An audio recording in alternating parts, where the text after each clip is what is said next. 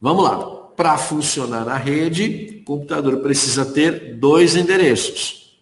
O MAC, que não se altera, e o IP, que é baseado na rede. Tá? Os dois precisam estar presentes na mesma máquina. Aqui a gente tem um cenário de LAN 1 e LAN 2, tá bom? São duas redes locais e um notebook, ele foi movimentado fisicamente, tá? Alguém pegou o notebook aqui da LAN 1, levou lá na LAN 2 e conectou naquela rede. O restante continuou sem mexer, tá? Então a gente tem a LAN 1 conectada aqui através de um roteador com a LAN 2. Só o notebook é que saiu de um ponto para o outro. O que aconteceu aí neste caso? Tá? O MAC address se mantém, olha, 005056BE-D7B7. Quando eu mudo ele de rede, ele continua igual. Então, a impressão digital desse equipamento continua sendo a mesma. Agora, preste atenção. O IP, que é um endereçamento lógico e que depende de onde a máquina vai estar, ele sofreu uma alteração. Ó, 192.168.200.8. Quando ele foi levado lá para a LAN 2, ele recebeu do administrador de rede um outro IP. 192.168.100.8. Ah, professor, mas isso mudou um dígito. Ok, são situações completamente diferentes. Para ser igual, tem que ser exatamente igual. Combinado? Então, ó, quem levou a máquina observou que o endereço MAC permaneceu e que o endereço IP foi alterado. Alterou-se, inclusive, o IPv6. Ó. Aqui a gente tem 200 e aqui a gente tem 100. Tá, professor, me diga o seguinte, quem foi que deu esse número?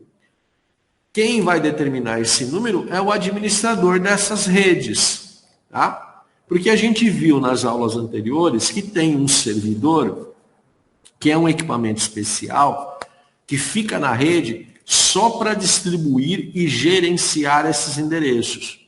Então, quem montou essa rede, quem projetou essa rede, já fez essa configuração.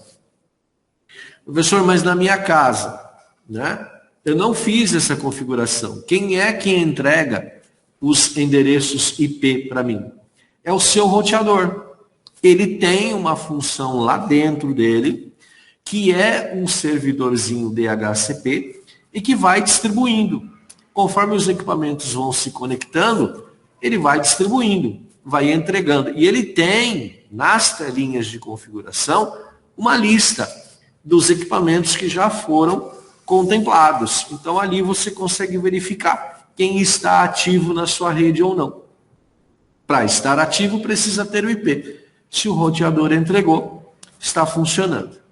Tá bom? Então, são situações que a gente começa a prestar mais atenção a partir de agora. Tá? Então, importante, endereço MAC, não mexa. Ele é nativo, ele é do hardware. Endereçamento lógico, IP, é da rede de computadores. E muda de local para local, dependendo das características da administração desta rede. Muito bem. Detalhes importantes do IPv4. Né? IPv4 ele é formado por 4 conjuntos de números separadinhos por ponto. Tá? Então a gente tem aqui no exemplo, né? Aqui na parte azul do meu slide, 192.168.200.8. Aí a gente tem aqui embaixo 192.168.200.0. Este endereço IP, ele é de 32 bits e tecnicamente nós dizemos o seguinte, que cada agrupamento desse aqui cada agrupamento desse aqui é formado por 8 bits, ou seja, 1 byte.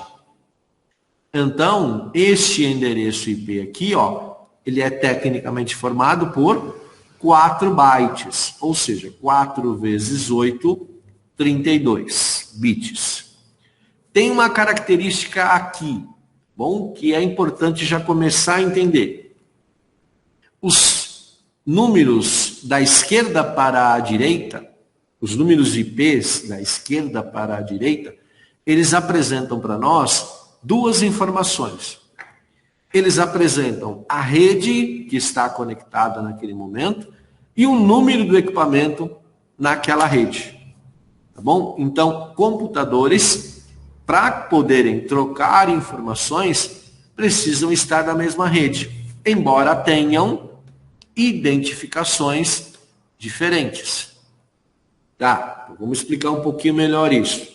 Como é que eu sei qual destes elementos aqui identifica a rede e qual desses elementos aqui identifica o equipamento, o host?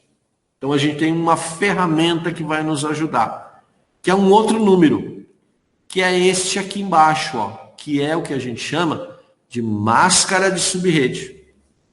Esses dois números, eles trabalham juntos. Bom, eles trabalham juntos na configuração. Você vai perceber que o seu computador vai atribuir um endereço IP e junto com ele vai atribuir uma máscara de subrede. Observe a máscara de subrede agora, que é esse número aqui do meio. Ele é composto do seguinte: 255, 255, 255, 0. Pessoal, a informação é a seguinte. Vamos comparar os dois, tá? Olha para a máscara agora. Aonde você tem o 0 na máscara, se você olhar no endereçamento IP, é o campo destinado à identificação daquela máquina, do host. Então, no caso deste endereço aqui de cima, apenas o último número é que identifica o host na rede. Os 3 primeiros números identificam a rede a qual aquele computador pertence. Então vamos lá. A rede é 192.168.200. E o equipamento é o equipamento 8. Olha aqui embaixo, ó. 192.168.200. São os mesmos números aqui de cima, ó. Então, os 3 primeiros conjuntos representam a rede. E o último número representa o equipamento. Então, nós temos nesta rede 192.168.200, 2 equipamentos. O equipamento 8 e o equipamento 0. Se tiver um número diferente aqui dentro da identificação da rede, nós estamos falando de redes absolutamente diferentes. Olha só, imagine que eu tivesse 191.168.200. Ela seria completamente diferente da 192.168.200. Para que os computadores possam conversar entre si, eles precisam estar dentro da mesma rede. Professor, existem outros tipos de máscara de subrede? Sim, existem. Exemplos, ó. 255, 255, 00. É um outro tipo de rede, aonde os 2 primeiros conjuntos identificam a rede e os 2 últimos identificam computadores. Outro exemplo, 255.000. É uma outra rede, uma outra identificação, aonde o primeiro conjunto de números representa a rede E os 3 últimos conjuntos de números representam os equipamentos. Essas redes e sub-redes vão ficar mais claras quando a gente usar a ferramenta de simulação. Mas você precisa entender que a gente tem essas 2 partes dentro do endereço IP. Uma que identifica a rede e outra que identifica o host, o próprio equipamento. Máscara de subrede associa e facilita para a gente qual é a verificação de rede e qual é a verificação de host. Então, quando você olha para um número IP, você também precisa olhar para a identificação de máscara de subrede. Esses 2 números trabalham em conjunto. Bom? Legal, bacana. E o IPv6, como é que funciona? O IPv6, embora seja um número absolutamente maior, ele é muito mais fácil, porque cada máquina tem o seu. Cada máquina tem o seu. E aí os roteadores, os dispositivos intermediários e os adaptadores é que vão encaixar isso, que vão localizar esses equipamentos. A responsabilidade é deles, não é mais sua de verificar. Tá? Então, endereçamentos IPv6 trazem associados a essa ideia de ampliação outros elementos de função, de funcionalidade, que também vão ficar mais claros quando a gente fizer lá a simulação. Mas para não deixar números IPv6 absurdamente grandes, a gente pode criar regrinhas para simplificação, para evitar ficar escrevendo um número desse tamanho. Então, nós temos 2 regrinhas de ouro. A primeira, você vai omitir todos os zeros que estiverem à esquerda. Então, olha, aqui um exemplo, né? 0db8.